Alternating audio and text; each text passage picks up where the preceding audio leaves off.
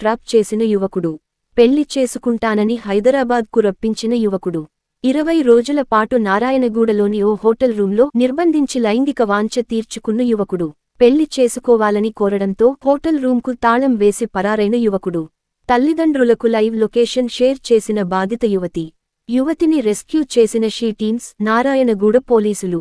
యువతి ఫిర్యాదుతో యువకుడిని అరెస్ట్ చేసి రిమాండ్కు తరలించిన నారాయణగూడ పోలీసులు.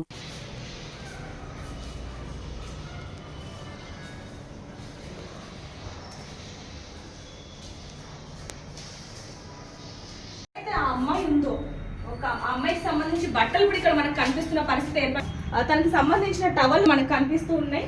అయితే ఇక్కడ చూడొచ్చు, ఏదైతే 3rd ఫ్లోర్ లో ఉన్న అమ్మాయిని దాదాపుగా 20 రోజుల పాటు ఇక్కడ బంధించడం జరిగింది. ఆ దుర్మార్గుడు సోషల్ మీడియా ద్వారా ఎవరైనా పరిచయం అయితే వాళ్ళని నమ్మద్దు, వాళ్ళని నమ్మి ఇక్కడికి అంటే ఎక్కడికంటే అక్కడికి రావద్దు అని చెప్పి వాళ్ళు చెప్తున్నప్పటికీ కూడా అవం శుభం ఎరగని అమ్మాయిని ఎవరైతే క్యాచ్ చేసుకొని ఇలా మాయ మాటలు చెప్పి ఇంత దూరం అంటే పెళ్లి చేసుకుంటాను అని చెప్పి ఇంత దూరం తీసుకొచ్చి వాళ్ళు ఈ విధంగా అక్రమాలకైతే పాల్పడుతున్నారని చెప్పాలి.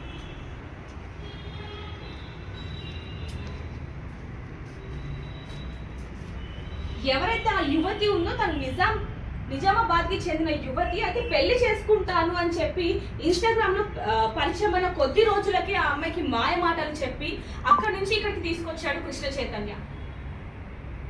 ప్రస్తుతానికి అక్కడి నుంచి ఇక్కడికి రాగానే ఏదైతే నారాయణగూడలో శ్రీ గణేష్ రెసిడెన్సీ ఉందో ఇక్కడికి తీసుకొచ్చి ఏమన్నా అంటారేమో, అభ్యంతరం చెప్తారేమో అన్న ఒకే ఒక కారణంతో అమ్మాయి నుదుట మీద బొట్టు పెట్టి పెళ్ళయింది అని చెప్పి ఇక్కడికి వచ్చి ఒక రోజు తన కోరికని తీర్చని చెప్పాలి. తినడానికి తిండి లేక నీళ్లు లేక ఎంతగా నరకయాతన అనుభవించిందనేది కూడా ఇక్కడ మనకు తెలుస్తా ఉంది. అయితే పూర్తి వివరాలు కూడా ఇంకా మనకు తెలియాల్సి ఉన్నాయి. ప్రస్తుతానికైతే ఎక్కడైనా సరే వెళ్ళాలి, లేదా 2 కేసులు ఉంటాయి.